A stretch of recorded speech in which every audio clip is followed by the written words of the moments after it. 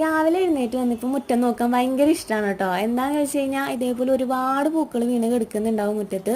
കാട്ടുപാലാന്നാട്ടോ ഞങ്ങൾ ഇതിനെ പറയാറ്. ഒരു പൂ കണ്ടതിന് എന്തിനാ ഇത്ര സന്തോഷിക്കണേന്നൊക്കെ ചോദിച്ചു കഴിഞ്ഞാൽ എനിക്ക് എൻ്റെ കുട്ടിക്കാലം കൂടിയാണ് കേട്ടോ ഈ പൂ. കാരണം ഒരു ഡിസംബർ ടു ഏപ്രിൽ മാർച്ച് ആ ഒരു ടൈമിലൊക്കെയാണ് ഈ പൂ ഉണ്ടാവുന്നത്.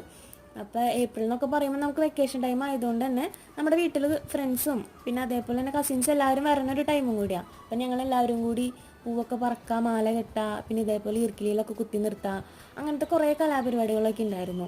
അതൊക്കെ ഇപ്പോൾ ഓർമ്മ വരുന്നേ. എന്നെ പോലെ തന്നെ ഒരുപാട് കഥ പറയാനായിട്ട് ഈ മരത്തിനുണ്ടാവും കേട്ടോ. കാരണം ഒരുപാട് വർഷങ്ങളായി ഇതിങ്ങനെ നിൽക്കുന്നത്. എല്ലാ വർഷവും മുടങ്ങാതെ പൂവും തരും കേട്ടോ.